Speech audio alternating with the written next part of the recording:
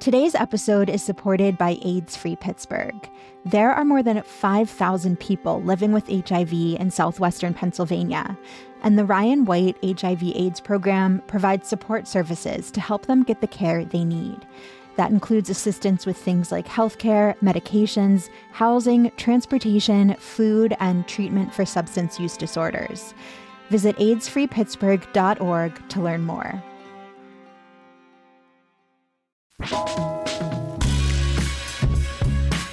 This is CityCast Pittsburgh.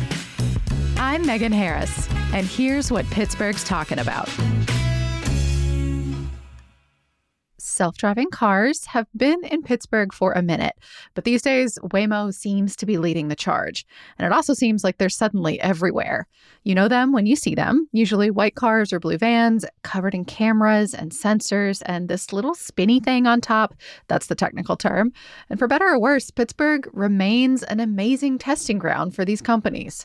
So to dig into our history with all of that, and also how much we can trust them, we're bringing back one from the archives.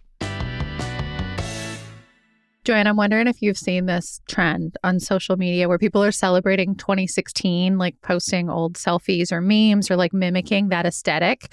I was thinking about this leading up to our conversation today because that is the year that Uber ATG came to Pittsburgh. And it almost made me nostalgic for what people used to say back then, which is self-driving cars are just 10 years away. And I could not stop laughing when I thought about it. That's so funny. I wish I had made that connection. That is very good. I did go back into my feed to see what I was doing in 2016. I'm guessing you were riding in a few of these. Y'all, I am talking to Joanne Muller, the transportation correspondent for Axios. We're going to talk about self-driving cars here in Pittsburgh, this latest announcement that Waymo is here. But also, I feel like we should put them in context with all of the companies that have tested here that came before Waymo.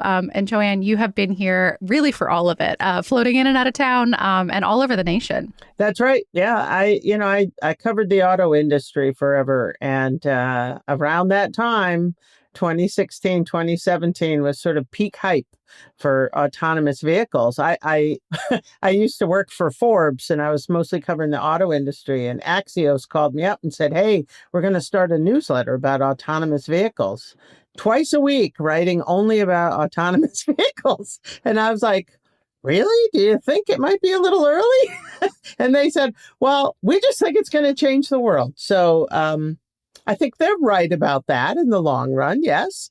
And now I've been here 8 years and, we're finally starting to see them roll out in a lot of cities. Yeah, I mean, I feel like that was how people talked about them back then, right? Like, 2016, at least for Pittsburgh, I think it feels momentous because that was the year that self-driving really started to have that big boom here. And for a while, gosh, in downtown and in our Strip District, it just felt like they were everywhere. But now we've got a little more perspective. So I'm curious from you, what was happening back then in the tech space generally, but here in Pittsburgh specifically, that made that moment possible? Well, I think it all goes back to Carnegie Mellon, right? I mean, they established this robotics institute way back in the late 70s, I think. And then the team from CMU won the DARPA challenge, which was the birthplace of autonomous vehicles, where people finally said, "Oh my gosh, we might be able to do this." And so there was this gravitational pull, I think, to Pittsburgh. Like, this is where the talent is. This is where robotics is born. And so you had a lot of companies at that time. I obviously Uber ATG at the time was probably the leading one, but then you had Argo, which is no longer in business. You had the company Aurora, which, I guess maybe their headquarters is still in Pittsburgh. But they are still in the Strip District. Also, okay. Full disclosure, I briefly worked for Argo, and whoa, it really gave me a window into just how hard it is to solve for even the simplest things around self-driving. But yes, Aurora is still here. All right. But I think of them as happening more out in California. But, there's a lot of R&D happening out there, too. Yeah, so many of these companies had bases in different places, like in Texas and California. Argo had a presence in Germany for a minute. Like they really were kind of all over. Yeah, absolutely. But, I mean, it's interesting to me that Pittsburgh is still, one of the centers for developing AVs. And, it's an interesting mix. You've got the talent and the, sort of the academic laboratory basis there. Then you've got some interesting roads and challenging roads. You've got weather, which is also good. I'm based here in Detroit and, the Motor City, and they very much do not want to lose the mantle of the future of transportation, right? So there's a lot of things happening in Detroit to try to, be a center for autonomous vehicles. But I think, in many ways, Pittsburgh has them beat for sure. I feel like back then, like the conversation was always like, why would you come here? Like, why Pittsburgh? But then people would lay it out, right? Like I think that the thing I heard over and over again is that if we can make them work here in Pittsburgh, they can probably work anywhere because you have those weather extremes, you have crazy traffic, well, a lack of a grid, really, in our city center. The hills are wild. There's always construction. And then it's just like, as you're trying to do this thing called geofencing, where they map out where particular features are, like Pittsburgh was an ever evolving challenge in a way that, like, say, the desert, for example, that's just much more consistent isn't necessarily. It's really interesting to look back on that moment and think about okay, you guys really pick the hardest possible crucible. Yeah, I think so. I mean, it's San Francisco's another example, right? It's sort of crazy traffic, lots of pedestrians, so much small rain. city, but really crazy intersections. Pittsburgh, is very similar that way. I mean, I think back to our peak, right? Maybe 2018 or so, I think we had up to 6 maybe entities here or testing here. So you started the list. So Uber, Argo, Aurora, Locomation was around for a minute. Aptiv came on the scene, which now includes the company Motional, I believe, CMU. But there were other names too, if you included Stack the software. AV. Yeah, and they're here now. Yep. Stack and Latitude, both born out of Argo because it didn't survive. I'm curious, Joanne, when you hear that list, how many of those self-driving cars have you personally ridden in before?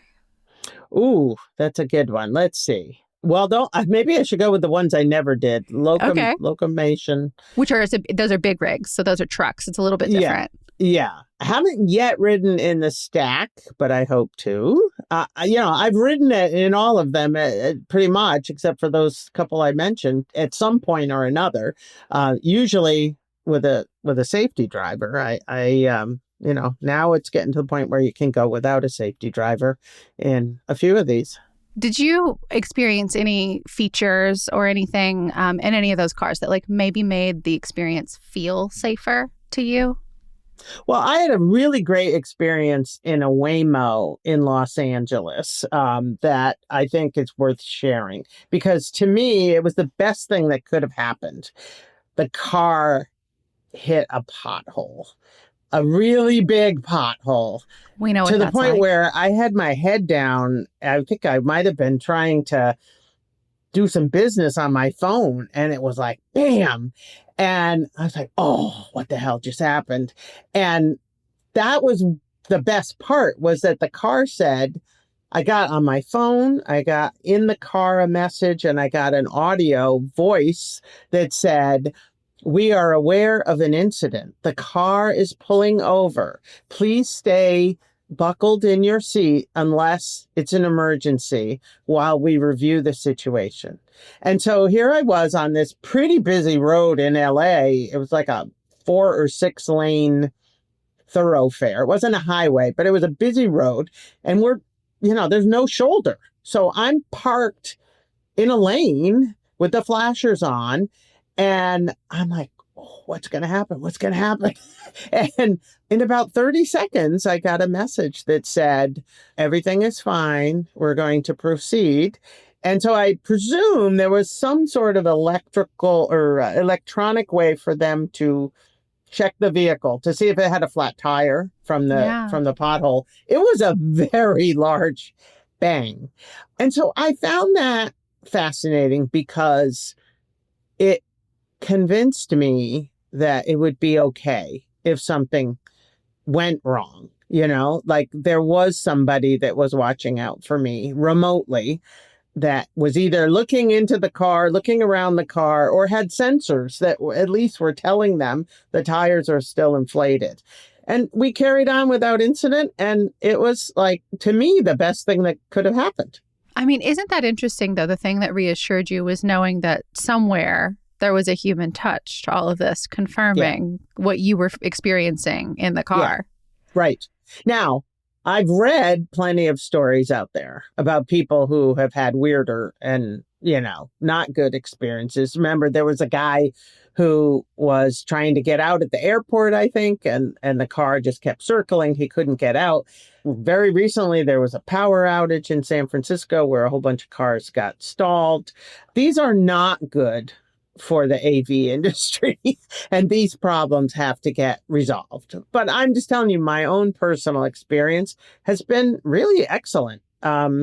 Except for the cost, I think the fares were quite high compared to regular ride hailing, but the experience was so much better. There were a couple of times where I had to take a car with a driver, and I found it horrible. The guy was speeding and weaving in and out of cars on the freeway, and he was lecturing me about things I didn't think were appropriate or wanted to talk about. And it was just very bad. And you're talking about just like a regular taxi driver or like ride hailing driver? He was an Uber or Lyft driver. I don't remember which, but he kind of delved into some dicey political racist commentary. And I was like, get me out of this car. I mean, that's the thing about self-driving cars is that like, if you look at their data for the companies that share that, like they are statistically so much safer than human drivers. They don't make as many mistakes. But it seems like there's still a really hard sell, even in a city like Pittsburgh that's experienced them over and over again, because as humans, we have the expectation that they are supposed to be perfect. We'll give humans grace, but not the machines. Well, that is a very true statement. Absolutely. I think that is a gigantic hurdle. I would caution against declaring that they're so much safer than a human car yet, because you tell me, like what is on the ground, like what's the skinny on the safety situation these days? Yeah, I mean, one of the people I trust a lot on this is from Pittsburgh, Phil Koopman. He's like a professor emeritus at CMU. He has done a lot of research in this space, and he reminds me and everyone all the time that you can't say that these cars are safer than a human driver because they haven't driven nearly enough miles to compare apples to apples. Waymo and Tesla both put out these safety reports that... You're using air quotes. Yeah, I'm using air quotes. Sorry, no one can see me, but... I'm trying to point out that these safety reports are not vetted in a way that we know that they are provable. They make a lot of statements about how they're auditing. Waymo in particular has had an independent auditor to help them with to prove their safety case. Aurora also makes a lot of claims about its safety case. I mean, these companies are trying to be transparent for the most part. Some of them twist the information, if you ask me. I think Tesla is hard to confirm just how safe their vehicles are because the way they present their data is questionable. But people would say that about Waymo too. Well, and Tesla makes me giggle too, because like the self-driving folks, like the ones that are calling themselves like true autonomous vehicle makers, all get mad at Tesla for calling themselves self-driving. Yeah, I know. Yeah, there's a lot of controversy about that. I mean, Tesla has the potential to really transform this industry with the level of ownership of cars they have and stuff. They just haven't. Their technology hasn't been fully unleashed or, fully proven yet. It's great, but they're not taking the safety driver out yet. They're just beginning to try it in Austin, Texas. Should we be worried about like things like hacking of these systems, like, kind of the IT backside of all of this? Sure. I mean, that's been one of the big things that has held up federal regulation. One is the liability, who pays if there's an accident or someone gets hurt. The other is sort of privacy and cybersecurity. And these are not problems that are solved yet. And so we should be concerned about that.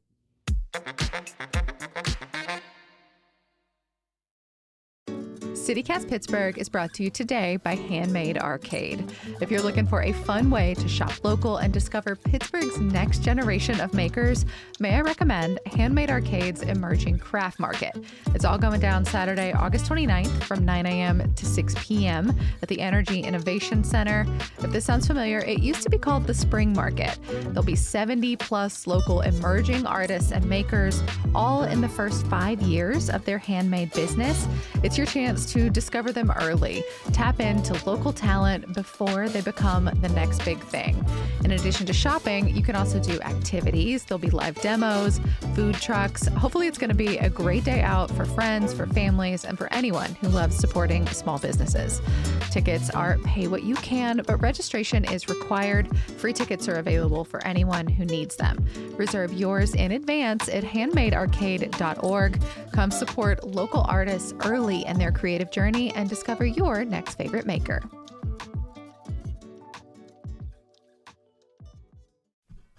Are you looking for a meaningful night out in Pittsburgh this September? Then join the Propel Schools Foundation for Taste and Toast for K-3 Literacy on Thursday, September 10th from 5:30 to 7:30 p.m. at the University Club. Every ticket helps support Propel Schools' K-3 literacy program, giving young readers the strong foundation they need for lifelong success. Enjoy signature tastings, handcrafted cocktails, and interactive experiences inspired by Propel's 13 schools, plus inspiring student work celebrating the creativity, talent, and determination of their scholars. And be sure to check out the incredible raffle featuring dozens of prizes and experiences, donated by some of Western PA's favorite restaurants, coffee shops, wineries and breweries, spas, hotels, golf courses, pet care providers, and local attractions. Whether you're discovering Propel for the first time or have supported their schools for years, everyone is welcome. Reserve your tickets by September 8th and join in an unforgettable evening that helps build brighter futures one young reader at a time. Tickets available at bit.ly/pstasteandtoast. That's bit.ly/pstasteandtoast. Great food, great drinks, great prizes, and best of all, every ticket helps more children become confident readers. What should folks expect from having Waymo back on the streets here? And Aurora never left, but they're just not as visible as some of these other companies were. How does it work? Like, what as a human driver, what should you do if you see one? And how should you feel about having this sort of thing on the streets next to you in traffic? Well, if you see one on the road and you're in another car, the first thing I say is close your mouth, stop gawking, pay attention to the road. The Waymo car is not looking at you and staring at you. It's watching the road. I feel pretty confident about Waymos because they're very cautious, right? That could be frustrating to other drivers because they'll give a larger berth, a lot more space at a red light, for example. They won't pull up right behind the bumper of the car in front of them, which means if everyone's trying to make a left turn, when the light is yellow, not as many cars are going to get through because the Waymo's going slower. But I wouldn't be afraid of them. I feel pretty confident of them. I encourage everyone to ride in one if they can. I do too, but I also wonder how people are using these things. For example, all they've said they're going to operate in is downtown. I've personally seen one in the Strip District, and I've heard that they're around the East End a little bit too. Now, if we're talking about taking a taxi from, say, East Liberty to downtown or back, that makes a little more sense to me. But if they're only going to be downtown, the neighborhood's not that big. You know what I mean? Like, I just wonder if at that point it's worth it as a consumer, as a rider, to even bother taking it if it's just from like a few streets over. Well, I don't know what their operating area is going to be yet. They usually start with, as you mentioned, a geo-fenced area. Generally speaking, they might start with a 10 square mile area, let's say, and then they'll get farther along. And they'll start with neighborhoods that are relatively not that the traffic's busy, but there's a density, like they want to keep these cars running all the time because that's the only way they can make money with it. It will grow in all the markets they've been in. In Phoenix is where they started. They chose a couple suburbs outside of Phoenix. And then they just kept widening that circle. And now they do 3/4 of the metro area, and including the airport, which, that can change a lot of people's lives, I think. Yeah, no doubt. I mean, Pittsburghers love to complain about like just how difficult it is to get from anywhere to the airport and back. Mm-hmm. So I think that would be tremendous if that was part of their mission. I guess, as you zoom out, like what is it about self-driving that does make it so hard to solve for any of these companies, but even like, a cautious one, like you said, Waymo? Why do they have to be so measured? Why is it taken so long?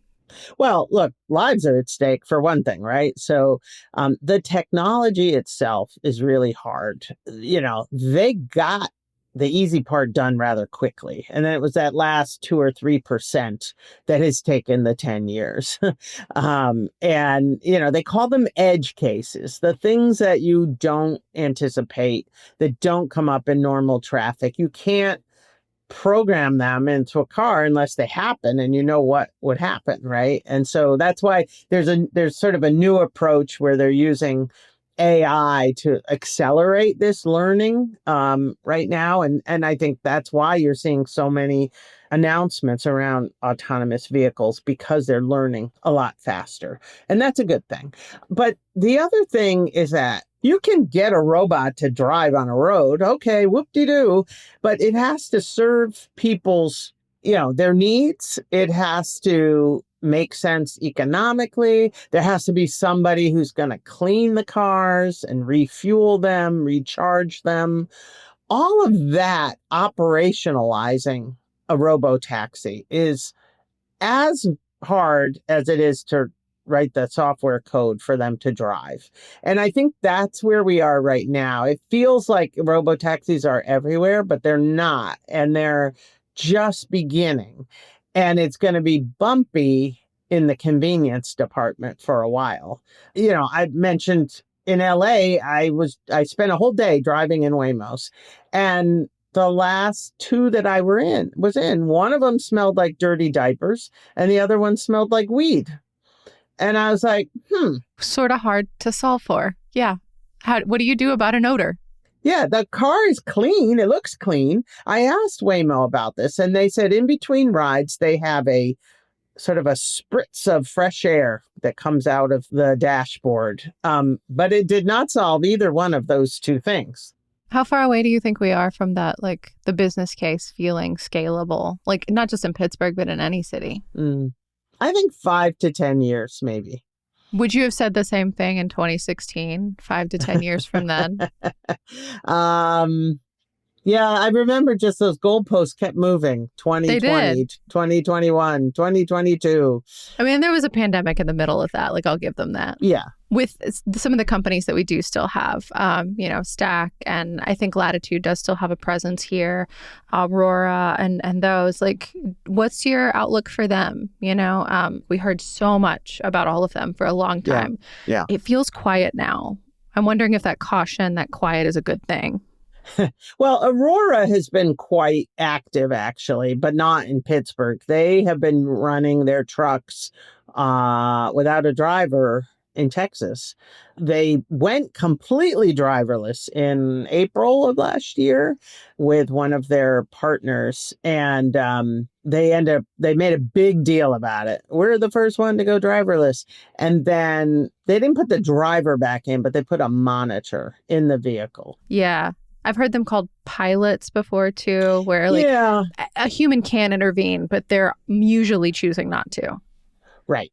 And in this case, I think it was more the customer got a little squirrelish. The customer who had the truckload full of pastries, they were not ready to be the pioneer. And so they said, we're not comfortable. And so Aurora had to take a little egg off its face and put some people back in the car, an engineer, just to observe in the back.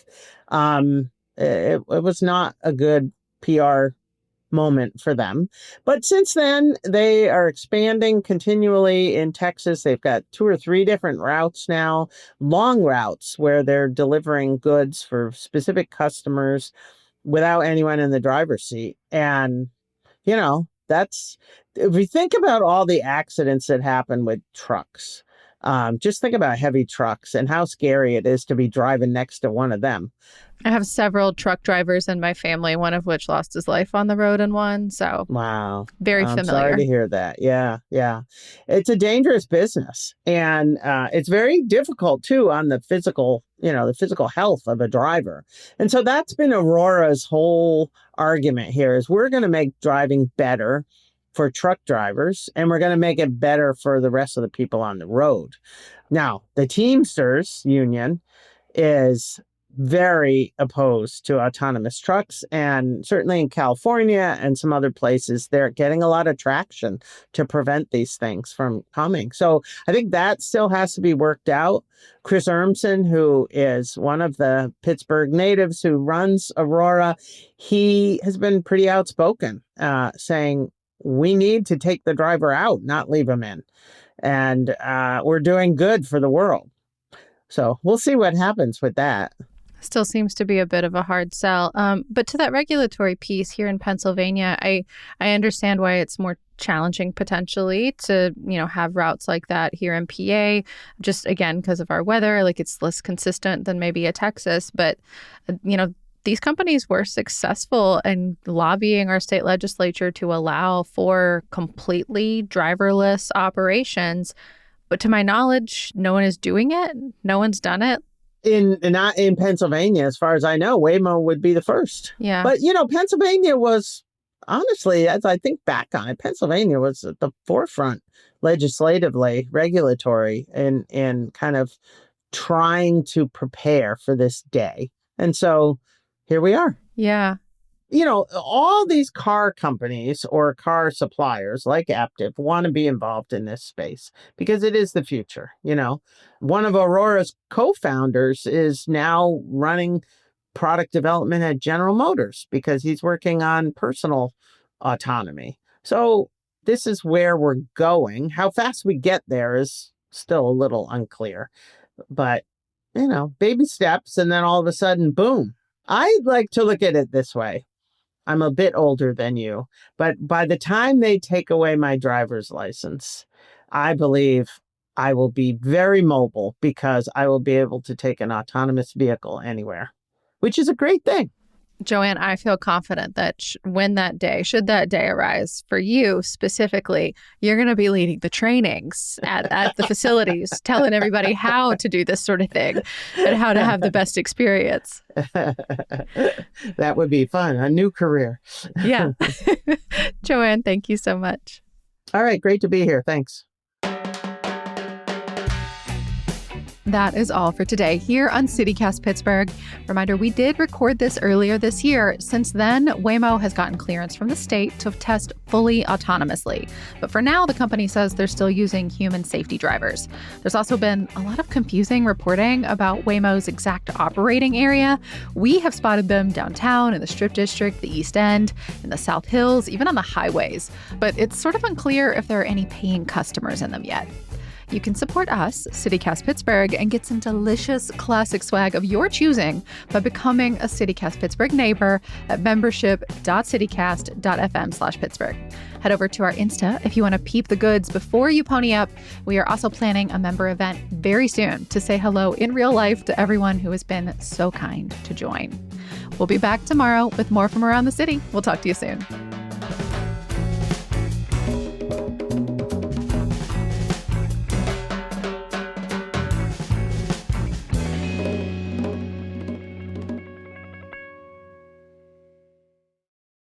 I also cover electric air taxis, which to me are following the very same hype curve as autonomous vehicles. And so while they tell me they're going to be flying in a couple of years, I think it's going to be 5 to 10 years from that.